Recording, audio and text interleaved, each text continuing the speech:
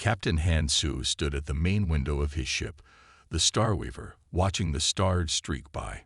His shoulders felt heavy with the weight of his mission.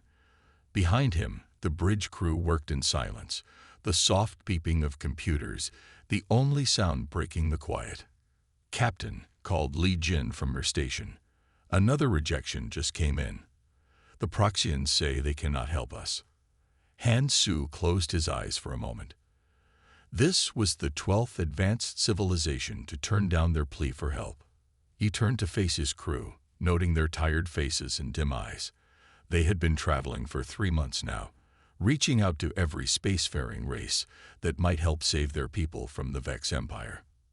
"How many planets have the Vex destroyed so far?" he asked, even though he knew the answer. 7 colony worlds in the last month, sir," Li Jin replied, her voice trembling slightly. "Our home world's defenses won't hold much longer. The latest reports say we have maybe 2 months before they break through." The Ren civilization had always been peaceful. They were known across the galaxy for their medical technology and their beautiful floating cities, but peace had made them vulnerable. When the Vex Empire began their expansion, the Ren had no weapons to match their terrible warships. "Sir," Li Jin's voice suddenly changed tone.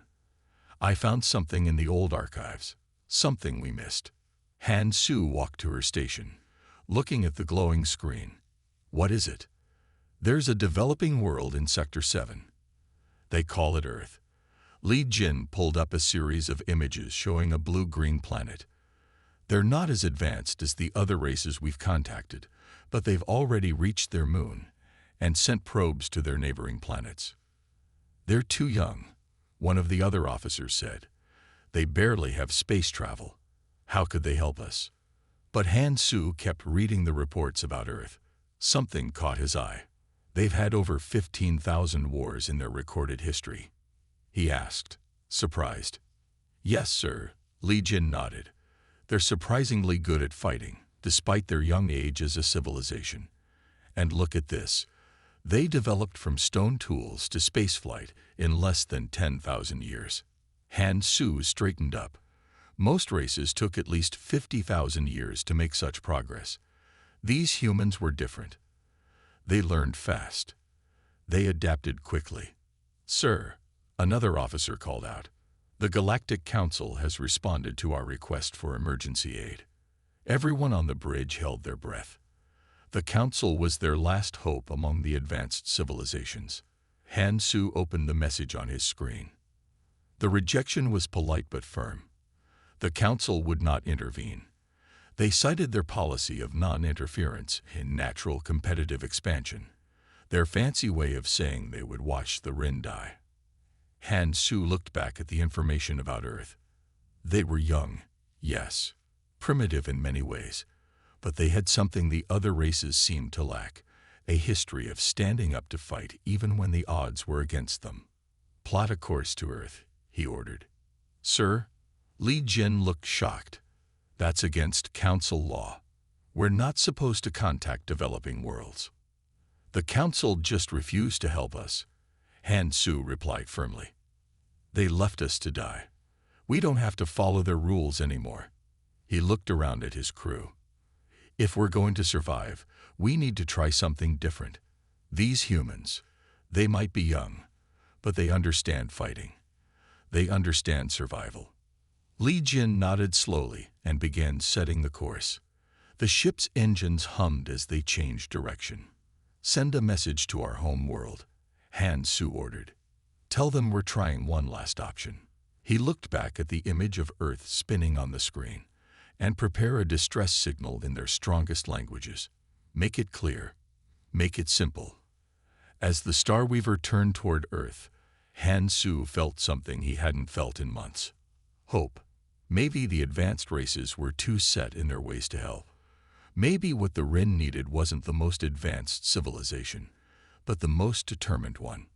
"How long until we reach Earth?" he asked. "At maximum speed. 3 days, sir," Li Jin answered. "Good. Let's hope these humans are as interesting as their history suggests, because right now, They might be our last chance. Park Mai was having a normal night at the Seoul Observatory when everything changed. She sat in front of her computer, checking data from the radio telescopes, as she had done hundreds of times before. The room was quiet except for the soft hum of machines and the tapping of her keyboard. Then she saw it. A pattern in the noise. Not random static, but something that repeated every 12 seconds. Kim Jun, she called to her colleague. Come look at this. Kim Jun walked over from his desk, holding his coffee cup. He was the best computer expert at the observatory, even though he was only 28. What did you find? Watch this pattern. Park Mi played the signal again. It's too regular to be natural. Kim Jun put down his coffee and pulled up a chair. His eyes widened as he watched the pattern repeat. Can you clean up the signal? For the next 2 hours, they worked together. Park Mi filtered out the background noise while Kim Jun wrote a program to analyze the pattern. As the signal became clearer, they realized it wasn't just a pattern, it was a message. Look at these numbers. Kim Jun pointed at his screen. They're mathematical constants. Pi, the speed of light, atomic numbers. Someone is trying to prove they understand science. Park Mi felt her heart beat faster. We need to call Director Yoon. Within an hour, the quiet observatory became a hub of activity. Director Yoon called in every staff member. Government officials arrived in black cars. Military officers crowded around their computers. Play the whole message again, Director Yoon ordered. The cleaned-up signal filled the room. First came the mathematical sequences, then simple pictures made of radio waves, and finally, words. The aliens had studied Earth's radio and TV broadcasts. They had learned some of our languages. This is the Star Weaver of the Rin civilization. Park Mai read the translated message. We need help. Our worlds are under attack. Advanced races have abandoned us. Will you hear our plea? It has to be a hoax, one of the military officers said. No, Kim Jun shook his head. The signal is coming from just past Mars. I've tracked it. There's a ship out there, and it's like nothing we've ever seen. The next few hours were chaos. The president of South Korea was woken up. The UN Security Council called an emergency meeting. Every major observatory on Earth confirmed the signal and the presence of the alien ship. Park Mai and Kim Jun worked nonstop, helping to decode more messages from the Rin. The aliens sent images of their worlds, their people, and the enemy they were fighting, the Vex Empire. They're peaceful, Park Mai explained to the room full of officials. The Rin never developed weapons. That's why they're losing the war. And they came to us for help. A general asked. Why? We must seem primitive to them. Because we know how to fight, Kim Jun answered, reading another decoded message. They saw our history, all our wars, all our conflicts.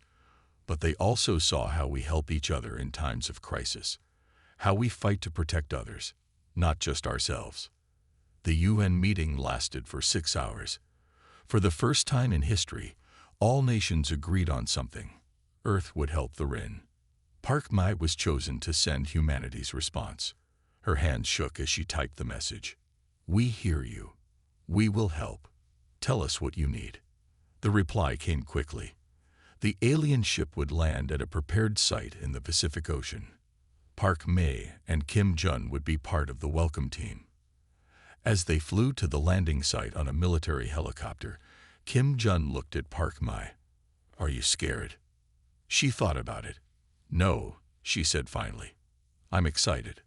All my life, I looked at the stars and wondered if we were alone. Now we know we're not.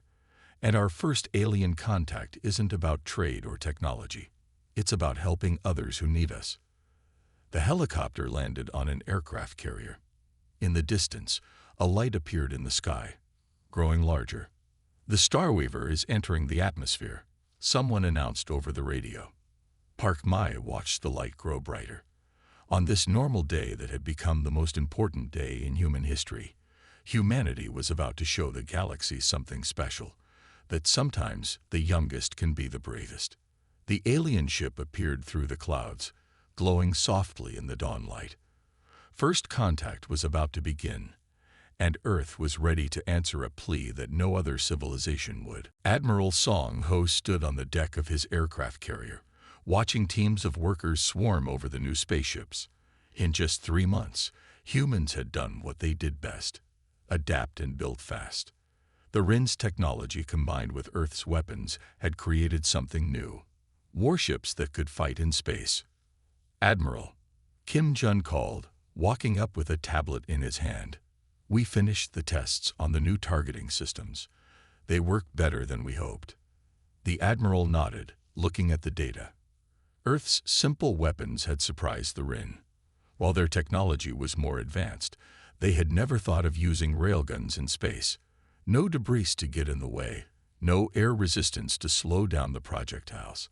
"How many ships are ready?" Song Ho asked. 12 heavy carriers and 30 smaller fighting ships," Kim Jun replied.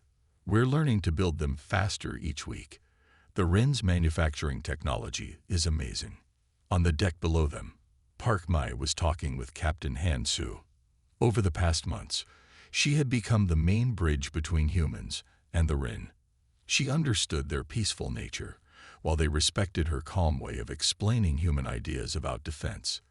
"The Vex won't expect physical projectiles," Han Su was saying. "They rely on energy weapons. Your solid bullets and missiles will surprise them." Park Mi nodded, making notes. "And our ships are smaller than theirs, harder to hit." The Earth Defense Fleet, as they called it, was unlike anything in the galaxy. The ships looked rough compared to the smooth Rin vessels. They had visible weapons ports, thick armor, and powerful engines. They weren't pretty, but they were built to fight.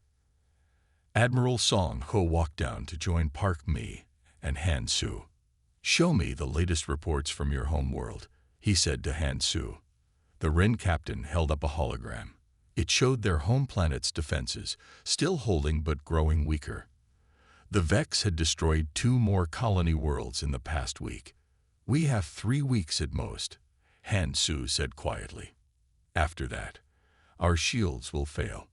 Song Ho looked at the fleet being built around them. "We'll be ready in 2.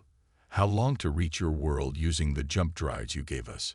4 days, Han Su answered. "Are your people truly ready, Admiral? We're asking you to fight a war in space, something you've never done before." Song Ho smiled slightly. "Captain, humans have been thinking about space warfare for over 100 years.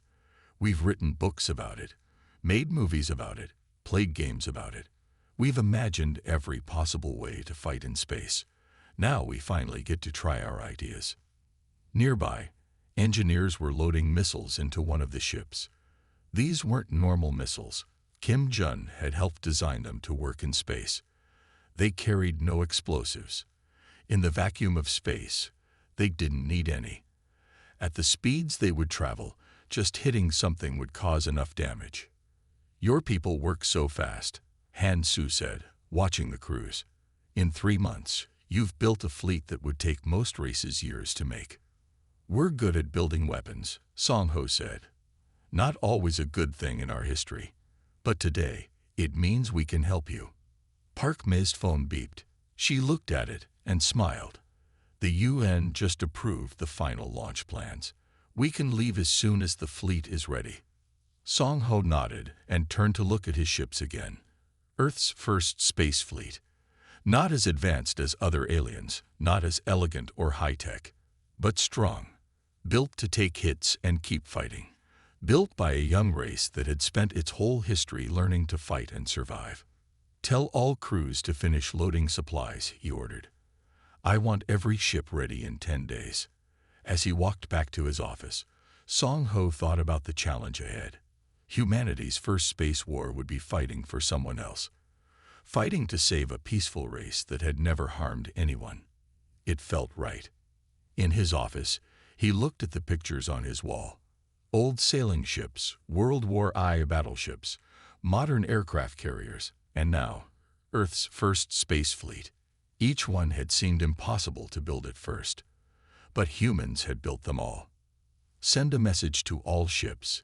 He told his radio officer, "Tell them 2 weeks to launch. Earth's first space fleet goes to war. Let's show the galaxy what humans can do." Above them, the stars waited.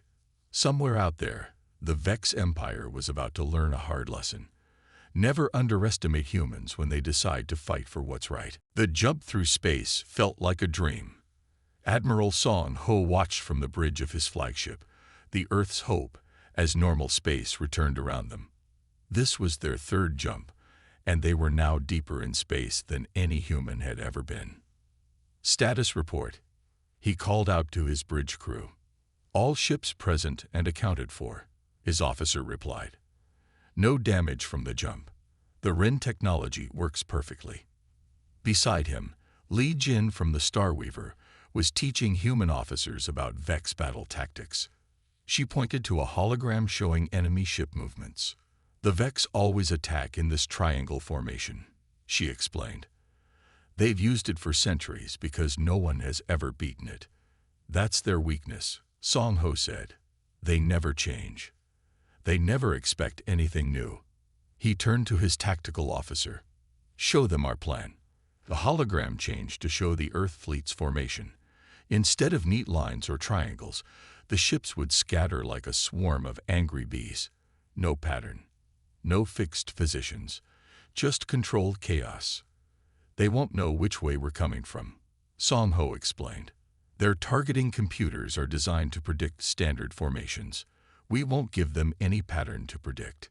Captain Han Su walked onto the bridge, looking tired but hopeful. "We're receiving signals from my home world," he said. "The Vex are gathering for their final attack. But they've detected our fleet. They're confused about why we're coming from Earth's direction." "Good," Song Ho smiled. "Confusion is a weapon too." The bridge crew worked steadily, preparing for battle.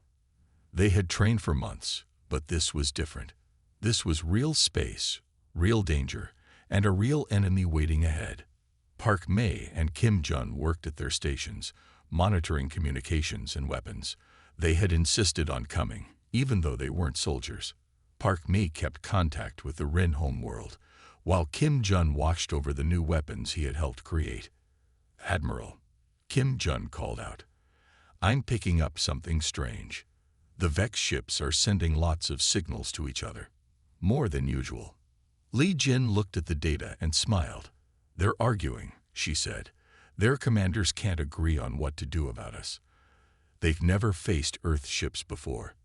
They don't know what we can do." Song Ho walked to the front window of the bridge. He could see his fleet spread out around him. The ships looked strong and ready. Not beautiful like alien ships, but tough. Built to fight. Built to survive. "How long until we reach Ren space?" he asked. 6 hours at current speed," Han Su replied. "The Vex will be there waiting." "Good. Send a message to all ships," Song Ho ordered. "Tell them to ready all weapons, and remind them what we're fighting for." The message went out. "Remember why we're here." The Ren asked the galaxy for help, and only Earth answered. "Today we show everyone that being young doesn't mean being weak. Being different doesn't mean being wrong. The Vex think they know everything about space warfare. Let's show them how humans fight." Park Mei looked up from her station. "Sir, we're getting messages from other alien races. They're watching us. News of Earth's fleet has spread." "Let them watch," Song Ho said firmly. "Let them see what happens when humans decide to help." The hours passed quickly as they made their final preparations. The weapons were ready. The crews were at their stations. Earth's first space fleet was about to go into battle. "Admiral," Li Jin said softly, "I've served in many fleets. I've never seen one like this. Your people are so eager. Aren't they afraid?" Song Ho thought about this. "Of course we're afraid. But humans learned long ago that sometimes you have to fight past your fear, especially when you're fighting for others." The alert system beeped. They were approaching Ren space. Ahead of them, sensors showed the Vex fleet waiting. Hundreds of ships in their perfect triangle formation. "All ships, battle positions," Song Ho ordered. Show them what we can do.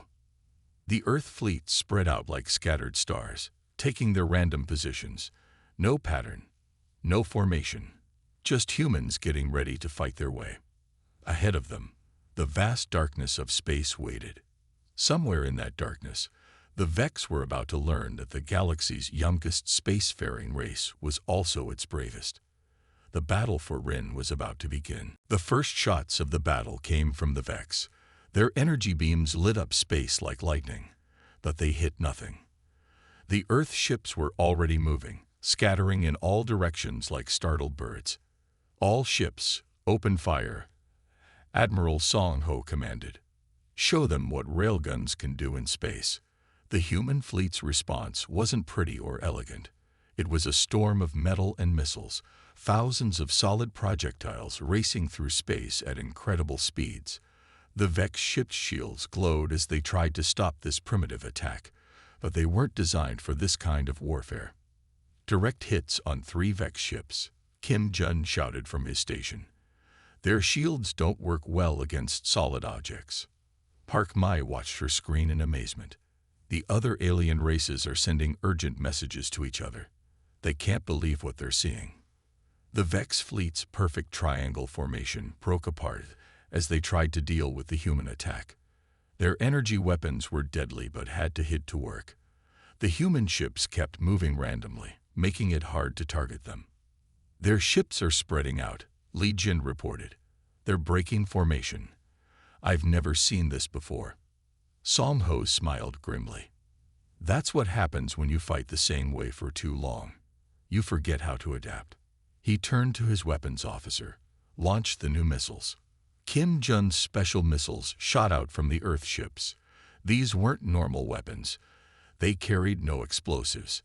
Instead, they released clouds of small metal balls, turning space around the Vex ships into a field of deadly projectiles. Admiral, Park Mai called out suddenly. I found something in their communication signals. There's a pattern, a weakness. She and Kim Jun worked quickly at their stations. The Vex used an advanced communication system to control their fleet, but they had never thought to protect it against simple radio interference, something humans had dealt with for over 100 years. Can we disrupt it? Song Ho asked. Kim Jun nodded, typing rapidly. Easy. Their system is too perfect, too clean. It can't handle messy human-style radio noise. Han Su watched in amazement as the humans turned their own primitive technology into a weapon. Earth's ships began broadcasting radio static on all frequencies. To humans, it was just noise. To the Vex's delicate communication systems, it was chaos. Look, Li Jin pointed at the tactical display. The Vex ships, they're having trouble coordinating. The mighty Vex fleet started to fall into disarray. Without their perfect communication, they couldn't maintain their complex battle plans. Some ships fired at shadows. Others crashed into each other trying to avoid human missiles. Now, Song Ho ordered. All ships, concentrate fire on their flagship. The human fleet moved like a swarm of angry bees, all turning to attack at once. Railguns fired, missiles launched, and space filled with deadly metal moving at incredible speeds. The Vex flagship's shields flared bright, and then failed. Direct hit, Kim Jun shouted. Multiple hits. Their flagship is badly damaged. Park Mai looked up from her station. Sir, we're getting signals from all over the galaxy. Other races are watching. They can't believe what they're seeing. The Vex flagship, a ship that had destroyed countless worlds, was now drifting in space, crippled by weapons that most advanced races thought were primitive and useless. Message from the Rin homeworld, Park Mai announced, her voice full of joy. Their sensors show half the Vex fleet is either damaged or in chaos. They'd never seen anything like this. Song Ho stood at his command station, watching the battle unfold. Human ingenuity and adaptability were proving more powerful than advanced alien technology. Sometimes the simple solutions were the best ones. Sir, Li Jin said quietly, the Vex are sending out distress calls. They're calling us. They're calling us demons of metal and fire. They don't understand what's happening. Tell all ships to press the attack, Song Ho ordered. The Vex are learning something important today. Never underestimate humans. We may be young, we may be primitive, but we know how to fight. The battle wasn't over yet, but already history had been made. Earth's first space battle was turning into a victory that would change the galaxy forever. The youngest spacefaring race had proved that sometimes the simplest weapons, used cleverly, could defeat the most advanced technology. And watching from their ships and planets, the other alien races were learning a valuable lesson. When humans decide to fight for what's right, nothing in the galaxy can stop them. The Vex launched a desperate counterattack. Their remaining ships formed a new pattern, something they hadn't used before. They were finally learning to adapt. But it was too late. They're targeting our main carrier, Kim Jun shouted. His screen showed dozens of Vex energy beams heading toward Earth's hope. Li Jin studied their attack pattern and quickly realized what was happening. They think if they destroy your flagship, the other ships won't know what to do. She laughed softly. They still don't understand humans. Admiral Song Ho smiled. Every human captain knows how to think for themselves. We don't need constant orders. He pressed the command button. All ships, Plan B, show them what happens when humans get creative. The Earth fleet split into 3 groups, but instead of staying in fixed formations, they moved like schools of fish, changing direction unpredictably. The Vex computers couldn't track them. Their targeting systems were designed for ships that followed rules and patterns. Sir, Park May called out. The Ren homeworld reports the Vex fleet's rear shield line is weakening. They're pulling ships from there to attack us. Captain Han Su looked at the tactical display. That's our chance. If we can break through there, we can get to their command ships. Song Ho finished. He turned to his communications officer. Signal the Australian and Indian battle groups. Tell them to move in. 2 groups of Earth ships suddenly broke away from the main battle. They raced toward the weak spot in the Vex lines, firing their railguns continuously. The space between ships filled with streams of metal projectiles. The Vex are trying to turn their fleet around, Li Jin reported, but they're too slow. Their ships weren't built for quick turns. Kim Jun worked furiously at his station, directing the electronic warfare systems. Their communication networks are completely confused. Our radio noise is making their fancy systems useless. But the Vex weren't finished. They launched a massive energy blast, something they had been saving. It headed straight for Earth's hope. Li Jin saw it coming. She knew what it could do. She had seen it destroy entire ring colonies. Without thinking, she ran to the emergency controls. Everyone hold on, she shouted. She slammed her hand down on the override button, activating the Ren shield technology they had installed on the human ship. The shield would hold, but the power surge would destroy the generator. The blast hit. The shield flared brilliantly, sagging the ship. But as the power systems overloaded, Li Jin was caught in the electrical feedback. Medical team to the bridge, Song Ho ordered. But he knew it was too late. Li Jin had given her life to save them. Park Mai wiped tears from her eyes, but kept working. Sir, the Australian group has broken through. They're behind the Vex lines. The battle had reached its turning point. Earth ships were now attacking the Vex from both sides. The mighty alien fleet was caught in a trap they had never expected, beaten by tactics that went against everything they thought they knew about space warfare. Launch the final attack, Song Ho ordered, his voice firm despite his sadness for Li Jin. All ships, full assault. For Earth, for the Ren, and for Li Jin. The human fleet attacked from all directions at once. Railguns fired their metal rounds. Missiles released their clouds of debris.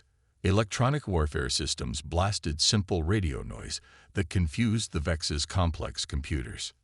The Vex command ships are falling back, Kim Jun shouted. They're retreating. Han Su stood in amazement as he watched the mighty Vex fleet, terror of the galaxy, turn and run from Earth's primitive weapons and unpredictable tactics. Message from the Galactic Council, Park Mai said, her voice full of satisfaction. They're asking how we did it. They want to know how the youngest spacefaring race defeated the most powerful fleet in the galaxy. Song Ho looked at his crew, humans and Rin working together, each bringing their own strengths to the fight. He thought of Li Jin's sacrifice, of how this battle had shown the best of both their peoples. Tell them, he said, that sometimes the oldest answer is the right one. Never underestimate the power of friendship, courage, and the willingness to fight for what's right. Above the Rin homeworld, the remains of the Vex fleet vanished into jump points. They were running from a force they had dismissed as primitive and weak. They had learned, too late, that humans were anything but weak. The battle was won, and the galaxy would never be the same. 1 month after the great battle, Admiral Song Ho stood in the grand hall of the Rin capital city. The floating buildings of crystal and light were unlike anything on Earth. Today they were decorated with both Rin and Earth flags, flowing side by side in the warm breeze. To the humans, the Rin High Council member spoke to the gathered crowd, who answered our call when no one else would, who proved that being young does not mean being weak, who showed the galaxy that true strength comes not from advanced weapons, but from courage and determination. Song Ho looked at his team standing nearby. Park Mei and Kim Jun wore their new uniforms. They were now leaders of the Human Rin Science Exchange Program. Captain Han Su stood with them, no longer the desperate commander seeking help, but a proud ally of Earth. In honor of Li Jin, the council member continued, who gave her life to protect both our peoples, we name our new defense academy after her. Future generations will learn how humanity and the Rin stood together against impossible odds. In the front row, Earth's leaders sat with tears in their eyes. The president of South Korea, who had first agreed to help the Rin. The UN Secretary General, who had united Earth's nations for this cause. They watched as their flag was raised in an alien capital, not as conquerors, but as saviors and friends. The Vex Empire has withdrawn from our space, Han Su announced to the crowd. Our reports show they are dismantling their attack fleets. They fear what they call the human way of war, never knowing what we'll do next, never being able to predict our tactics. Park Mai stepped forward with exciting news. The Human Rin Research Institute has made its first breakthrough, she said. By combining Earth's creative thinking with Rin technology, we've created better shields that can stop both energy weapons and physical attacks. We're stronger together than apart. Kim Jun added his own report. The Galactic Council has invited Earth to join as a full member, he said. But more importantly, they've changed their laws. Never again will they ignore a plea for help from any world, advanced or developing. Song Ho remembered that day, just 4 months ago, when the Rin ship had first appeared near Earth. How far they had come since then. Humans were now helping to rebuild the damaged Rin colonies. Rin teachers were showing Earth scientists new technologies. Both worlds were growing, learning, becoming better together. Admiral, a young Rin child asked, walking up to Song Ho, is it true that humans imagined space battles in stories before you could even reach space? Song Ho smiled. Yes, we did. We spent centuries dreaming about the stars, imagining what we would do when we got here. That's why we were ready when the time came. The celebration continued into the evening. In orbit above, Earth ships and Rin vessels patrolled together. Their different designs showed their different approaches. The smooth, elegant Rin ships and the tough, practical Earth vessels. But they worked perfectly together, just like their crews. What happens next? Park Mei asked, looking up at the stars.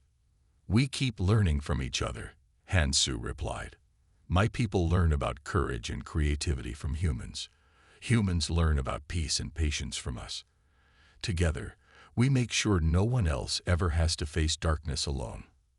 As the party ended, Song Ho walked to a quiet balcony. From here, he could see the memorial to those lost in the battle, including Li Jin. The stone showed Earth and Rin symbols combined. a tribute to the unity of their peoples. A message alert beeped on his communicator. Another world was asking for help, facing raiders in their system. Both Earth and Ren ships were already volunteering for the mission. Song Ho smiled. This was humanity's new role in the galaxy, not just explorers or warriors, but protectors, ready to help those in need, to fight for what was right, to show that sometimes the youngest could be the wisest. Admiral, Han Su said, joining him on the balcony. Thank you for everything. No, Song Ho replied, watching the stars. Thank you for giving us the chance to show what humans can do. We won't let the galaxy forget it. Above them, the night sky sparkled with possibilities. Humanity had taken its first steps into a larger universe.